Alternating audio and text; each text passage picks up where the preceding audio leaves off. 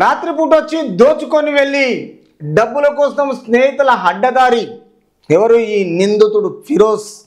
అంటే ఈ ఫిరోజ్ కానటువంటి వాళ్ళు చాలామంది ఉంటారు. రాత్రిపూట వచ్చి మనుషులను వచ్చి వాళ్ళ ఆలన పాలన చూచి వాళ్ళ దగ్గర ఏమున్నాయి, ఇంట్లో ఏమున్నాయి, బంగారాలు ఏమున్నాయి, గొలుసులు ఏమున్నాయి, బ్రాస్లైట్లు ఏమున్నాయి, ఇలాంటివి వాళ్ళను నమ్మించి మోసం చేసి రాత్రిపూట దొంగతనాలు చేసేటోళ్ళు. ఇలాంటి వాళ్ళు చాలా జాగ్రత్తగా ఉండండి అందరికీ.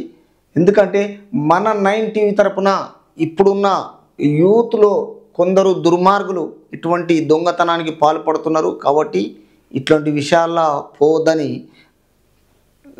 చెప్పడం. డబ్బుల కోసం స్నేహితుల అడ్డదారి.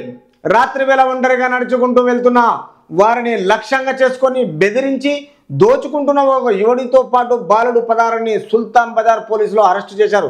మరో నిందితుడు పరారీలో ఉన్నాడు. ఇన్స్పెక్టర్ కొత్తపల్లి ముత్తు వివరాల ప్రకారం వరంగల్ కరీమాబాద్ ప్రాంతానికి చెందిన మహమ్మద్ ఫిరోజ్ 25, అడెప్ అనిల్ 24తో పాటు అదే ప్రాంతానికి చెందిన బాలుడు 16 స్నేహితులు వ్యసనాలకు బానిసై డబ్బుల కోసం అడ్డదారి పట్టారు.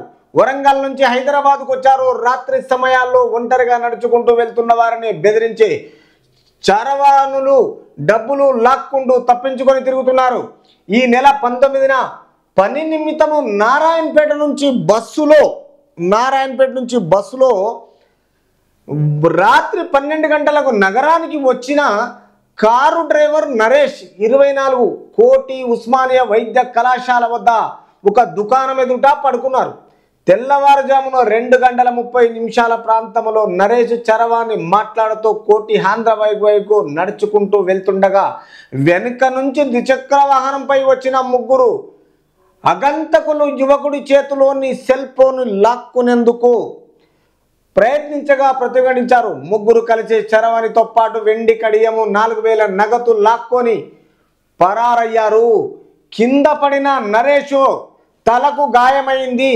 గస్తీలో ఉన్న సుల్తాన్ బజార్ పోలీసులు నరేష్ను చికిత్స నిమిత్తం ఆసుపత్రికి తరలించారు. బాధితుడు ఫిర్యాదు మేరకు కేసు నమోదు చేస్తున్నారు. బుధవారం Hyderabad Chaderghat victory play ground ప్రాంతంలో ద్విచక్ర వాహనంపై అనుమానాస్పదంగా సంచరిస్తున్న ఫిరోజ్తో పాటు మైనర్ను అదుపులోకి తీసుకున్నారు. విచారించగా నేరం అంగీకరించారు. వారి నుండి ద్విచక్ర వాహనము 40,000 నగదు స్వాధీనం చేసుకున్నారు. ఫిరోజ్ను రిమాండ్కు తరలించారు. మైనర్ను జువెనల్ కోర్టులో హాజరుపరిచారు. అనిల్ కోసం గాలిస్తున్నారు. ఫిరోజ్పై పీడీ యాక్ట్ కూడా ఉంది అని ఇన్స్పెక్టర్ చెప్పారు.